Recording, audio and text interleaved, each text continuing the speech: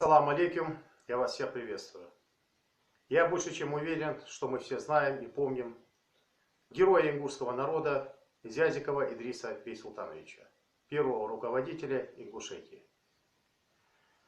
Это видео посвящается 122-летию Зязикову Идрису Бейсултановичу. В этот день, 122 года назад, родился великий сын ингушского народа Идрис Зязиков. Ставший первым руководителем Ингушетии, тогда еще Ингушской автономной области, Идрис Бейсултанович был мудрым политиком, бесстрашным патриотом, смелым и отважным человеком, отстаивавшим интересы своего народа, отдав на этом пути свою собственную жизнь. Именно он своими грамотными действиями сумел сохранить статус автономии у республики, не допустив объединения с другими областями. Именно он и не один раз отстоял статус Владикавказа и исконно ингушских земель пригородного района. При нем Ингушская республика расцветала и начала идти семимильными шагами по пути развития. К сожалению, но по достоинству все это было оценено народом только после ухода из руководства автономной области. Его взгляды, шедшие только по одному пути, с интересами ингушского народа, довольно скоро перестали быть выгодными нашим недругам, империалистам из центра. Власти хотели видеть здесь чиновника, который бы беспрекословно исполнял любые указания начальства, не считаясь мнением ингушского народа. В сентябре 1929 года Идриса Зязикова сняли с должности, и на его место был поставлен Иосиф Черноглаз. Да-да, тот самый, который начал проводить здесь антиингушскую и антирелигиозную политику. С его подачи начались ссылки и убийства имамов и проповедников, дискриминация и оскорбление чувств ингушского народа. Но за эту политику он быстро поплатился своей жизнью. Ингуши поквитались с ним в 1930 году. После этого инцидента советы обрушились своими репрессиями против сотен человек ингушской нации. Все это стало формальным поводом власти обвинить Идриса Зязикова.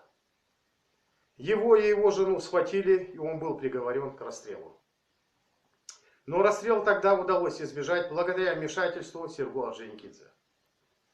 Идрису изменили меру наказания и поменяли на 10 лет тюремного заключения. После него была упразднена Ингушская автономная область, и город Владикавказ передан Северо-Осетинской ССР, Осетина. В связи с этим Ингушская республика на десятилетия была практически парализована в своем дальнейшем развитии. Идрис Зязиков умер 5 июля 1938 года, находясь под стражей в городе Грозном. Он ушел из жизни, не став политиком-приспособленцем, ушел, оставшись верным идеалам чести и достоинства войнахов. Теперь я вернусь к нескольким пунктам и прокомментирую вам. К сожалению, но по достоинству все это было оценено народом только после его ухода из руководства автономии. Наша гордыня не позволяет нам должным образом чтить своих героев, героев нации. А если кто-то из вас думает, что за вашу свободу и за то, что хотя бы вы сейчас имеете, никто не поплатился, то вы ошибаетесь. За то, что вы сейчас имеете, запомните, обязательно кто-то отдал свою собственную жизнь. Одну единственную жизнь. Это первый пункт, к которому я хотел вернуться. Пункт второй. Власти хотели видеть здесь человека, который беспрекословно исполнял бы любые указания начальства, не считаясь мнением ингушского народа. Прошло около 90 лет, и заметьте то, что я вам говорю, то, что я имею в виду. Ничего не изменилось. Политика центра по отношению к ингушскому народу, к войнахам, чеченцам, да и к ингушам не изменилась. Они хотят видеть здесь того, кто их устраивает. Далее. В сентябре 1929 года Идриса Зязикова сняли с должности, и на его место был поставлен Иосиф Черноглаз. Это благодарность ингушскому народу за разбитую дивизию Кайзера, за Далаковский бой, за весь героизм и за всю ту преданность, которую ингуши, чеченцы, войнахи оказывали России в составе России. Я вернусь еще к одному пункту. Идрису заменили наказание и поменяли на 10 лет тюремного заключения. После него была упразднена Ингушская автономная область, и город Владикавказ передан Северо-Осетинской ССР. Заметьте, передан Северо-Осетинской ССР. Владикавказ, Ингушский Владикавказ передан Северной Осетии. Моздок подарен Северной Осетии.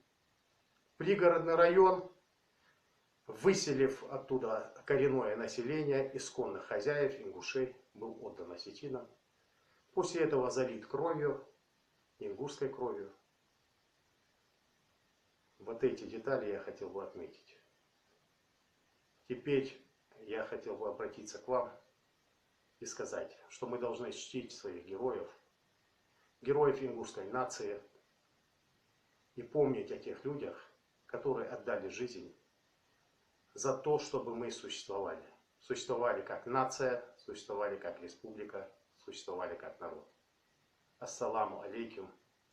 Идриса дал ши гештолт. Дал гештолцинах. Дал рясхалцин. Цут амел бяхкач куга. Цу мел дядоуж долчхама. Дал ши ахетам вопцин. Дал рясхалцин. Адикхай.